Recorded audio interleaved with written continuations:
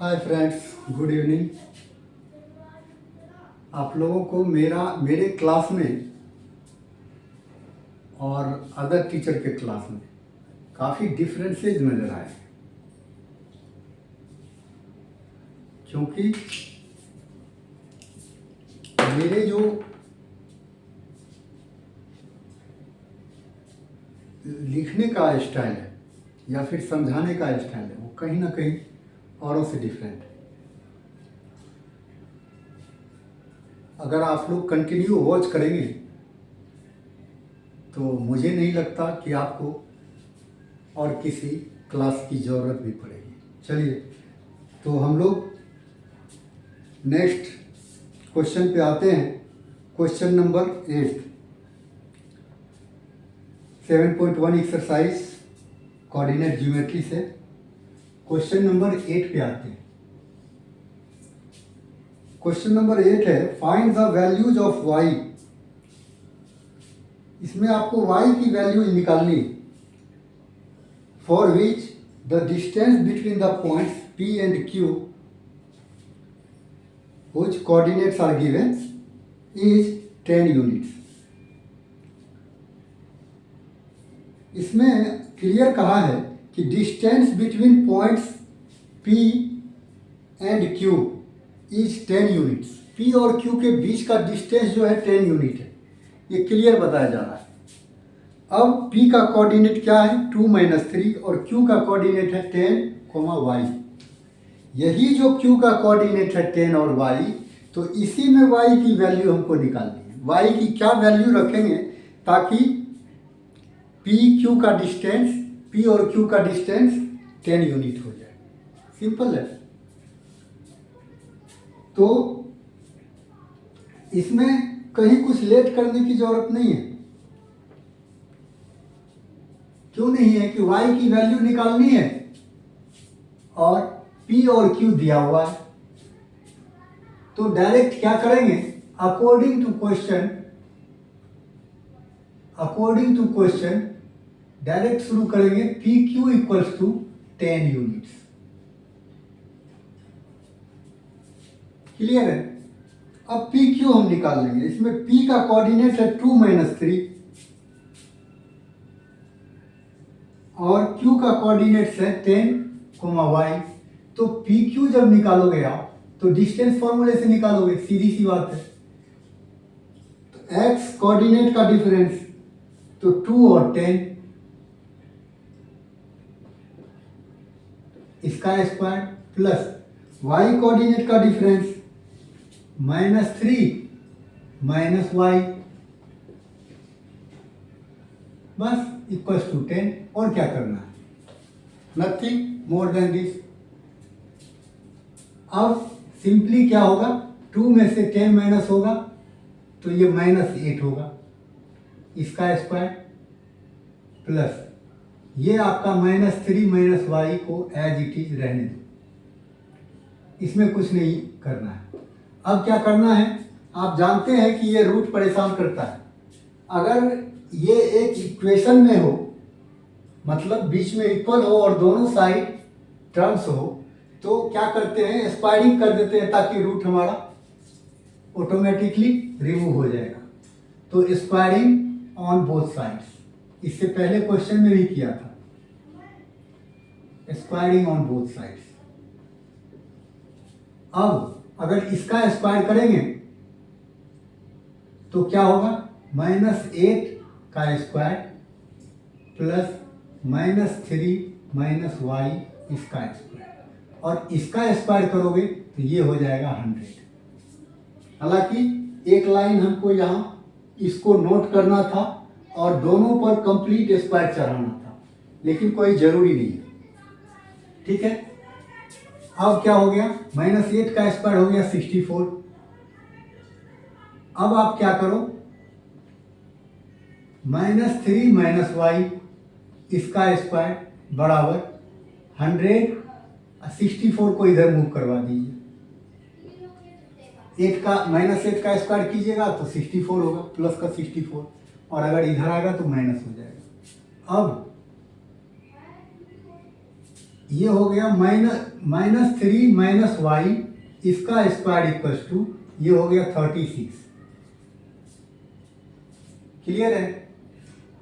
36 को आप क्या करो, अब यहां पे आपके पास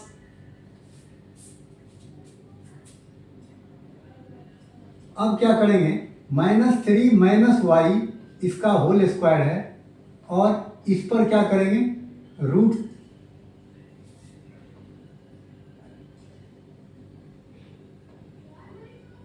इसको लिख दो +-6 का होल स्क्वायर।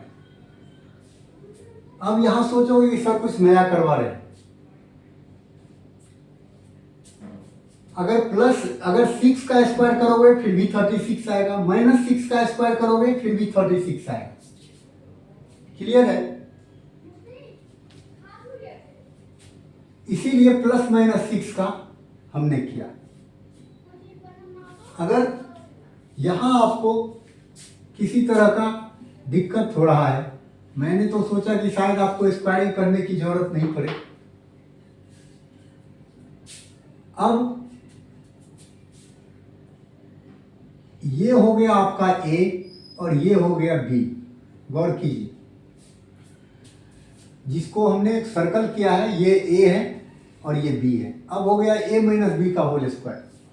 इसको एक्सपेंड करते हैं तो क्या होता है, A square -2 × A × B plus B square, ये होता है। और वैसे भी हम कर सकते थे, बट हो सकता है वो आप लोगों की समझ में ठीक से ना आए। और इससे भी अगर आसान तरीका चाहते हैं तो आप सिंपली क्या कीजिए, उसमें थोड़ा टाइम लग जाएगा, -3 इसको 2 बार लिख दीजिए और इसको क्या कीजिए, मल्टीप्लाई कर दीजिए, इसको इस पूरे से और फिर इसको इस पूरे से। हालांकि हमको आइडेंटिटी यूज करना ज़्यादा आसान लगना चाहिए बच्चों को, इनकी प्रैक्टिस करनी चाहिए। चलिए, तो ये हो गया 9 और ये माइनस हो गया plus, 2 × 3 = 6y plus y square equals to 36। अब करना क्या है, इसको ऑर्डर में लिखना है। y स्क्वायर को पहले लिख लीजिए, फिर 6y को लिख लीजिए और फिर 9 को लिख लीजिए और 36 को इधर मूव करवा लीजिए। इधर हो गया 0, ये हो गया y स्क्वायर प्लस 6y और -27 0। अब ये हो गया क्वाड्रेटिक इक्वेशन और अब इसमें मिडिल टर्म फैक्टर कीजिए। तो 27 का फैक्टर करना है, क्यों? क्योंकि यहाँ 1 है, 1 को अगर 27 से मल्टीप्लाई करोगे तो 27 ही रह जाएगा। 27 कुछ ऐसे भी होते हैं जिसको आप ऑरली कैलकुलेट कर लो। 27 को हम 9 और 3 लिख देंगे, 9 में से 3 माइनस कर देंगे तो 6 हो जाएगा, 9 3 को मल्टीप्लाई करोगे 27 हो जाएगा। ऐसे फैक्टर भी करोगे तो फिर यही आएगा। तो कई बार क्वेश्चन को देखते ही कैलकुलेट करने की कोशिश करो।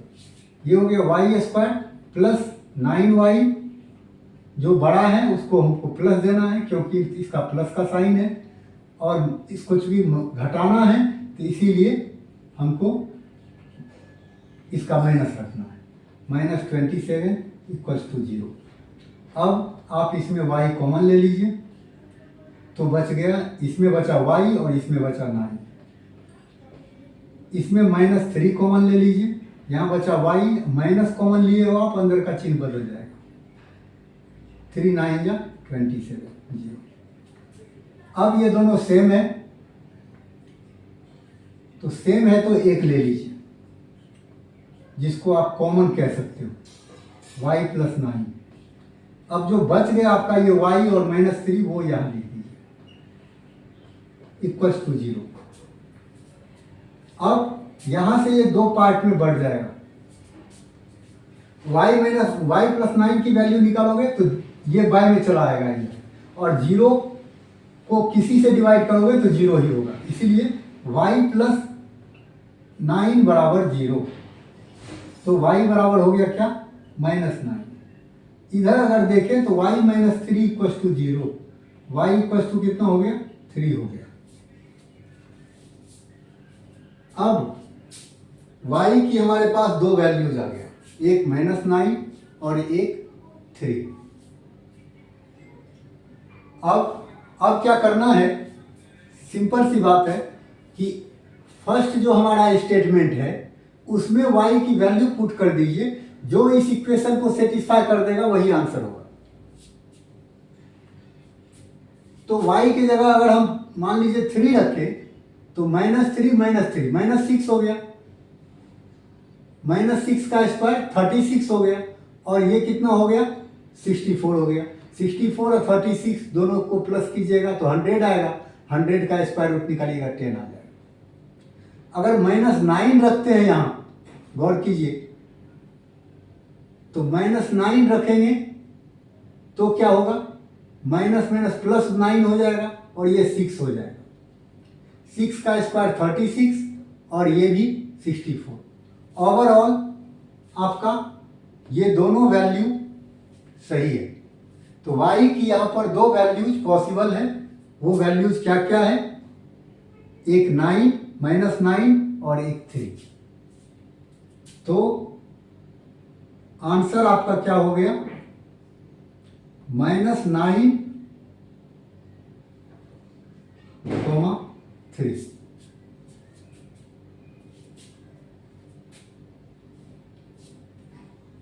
यहां कॉमा लिख दीजिए या और लिख दीजिए, दोनों ठीक है। तो इस तरीके से आपका ये भी क्वेश्चन सॉल्व हो गया। अगर कोई एक वैल्यू सेटिस्फाई नहीं करता तो उसके नीचे नॉट पॉसिबल लिख देते और दूसरा जो होता वो आंसर हो जाता। इसके साथ ही ये क्वेश्चन आपका फिनिश हो गया। Thanks to all.